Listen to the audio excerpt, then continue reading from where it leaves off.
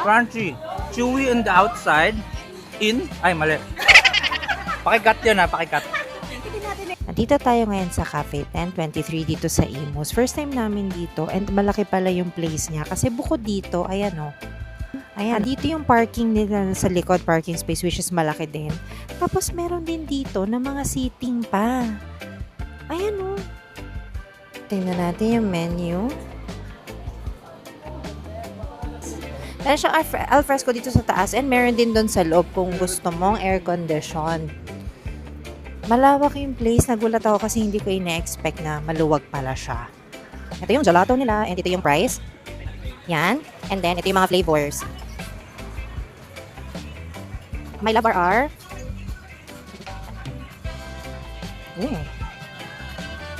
Meron silang turon.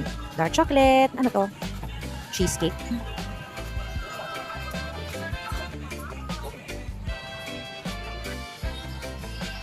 What did you get?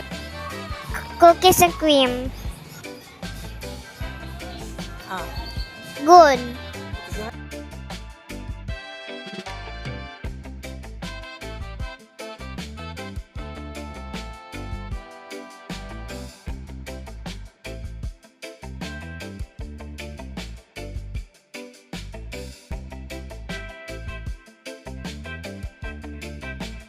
They also have mga cakes.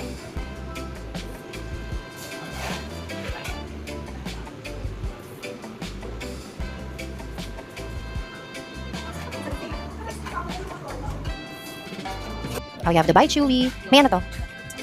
Cinnamon roll. Ensaymada.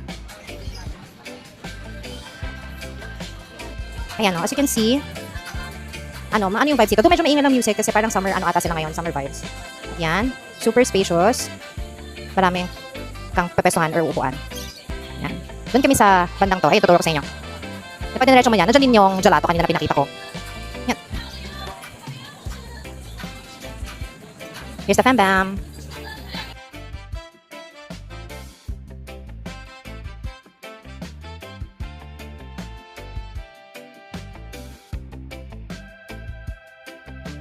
And the Bai Chewy chocolate. O, ako muna. Hawakan mo yung mic ko.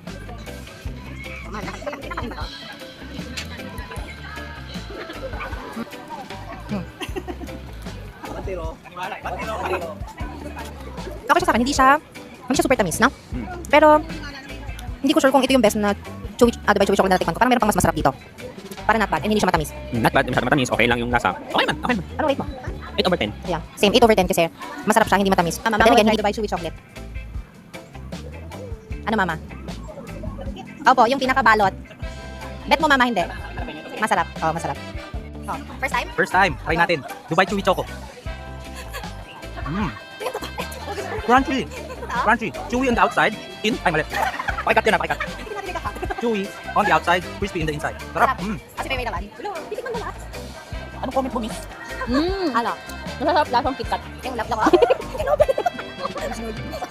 Ayun na lang. Lasang ulit sa'yo. Hindi. Lasang. Hi! First time trying horchata. So, game. Try natin. Oh, baby. Go. Ikaw muna. First time ko. Dami ko siya. Hindi ko maintindihan to anong nalalasahan ko. Pero may cinnamon siya. May cinnamon siya. Kaya sabi ko, May cinnamon siya. okay. Hindi ko maintindihan yung nalasahan ko. Definitely, malayo sa lasa ng mga tsaa. Hindi siya lasang dahon. Horchata. Yan. So, sinerch na natin yung nalalasahan natin, na-figure out na natin. So, yung vanilla, at hindi, yung parang milk, tapos yung ano ba yun, baby? Yung milk at saka yung cinnamon yun. Legit, meron talaga siya. Tapos pala, soaked white rice. Kaya pala sabi ko, parang ano ba yun? Sabi mo buko, di ba? Sabi ko, parang maasim-asim. So, ayun pala siya. How would you rate this? Nakadepende to ulit sa panglasa ng iinom. So, based sa preference ko, I would rate this 1 7 over 10. Yo. Hindi masama siya kasi first time ko siyang matikman. So, 9 over 10. 9 over 10. 9 over 10. O, diba? Sabi sa inyo, depende sa panlasa. So, sa akin, 7, sa kanya, 9. O, ayun. Masama ang lasa. Hindi, so in short, okay siyang itry. Oo, Okay siyang itry. Okay siyang itry, hindi masama ang lasa niya. Pero depende sa panlasa Hindi nyo. masama yung experience. So, kung medyo sa tingin nyo, okay sa inyo yung lasa ng cinnamon, alam ko kung bakit 9 sa'yo. Kasi mahilig sa cinnamon to eh. But saka ano, okay siya. Mauubos ko siya. Mauubos ko siya ng, hindi ko sabihin ano ba tong na-order ko. So, ayun. Overall, ano mo love, overall, rating mo. Kasi isama na natin lahat, the price, the food, the vibes. Basta lahat. Lahat? Lahat over 10. And make it quick. 7 over 10. Kasi maingay. Ito yung vibes na gusto ko. Ako naman ay understand kung bakit siya maingay kasi parang summer vibes yung dito eh. So, naintindihan ko siya. Pero nagigets ko as a trentahe na hindi na masyadong mahilig sa maingay na lugar, I would rate this one 8 over 10 just because maganda naman yung vibes niya. Just the music. Overall, medyo maingay lang din talaga yung music. Okay. But that's pretty much it na, baby, na? Yan, ito yung total ng binayaran. Thank you to Mama and Papa. I-post nyo na lang if you want to see yung mga price ng mga kinuha namin.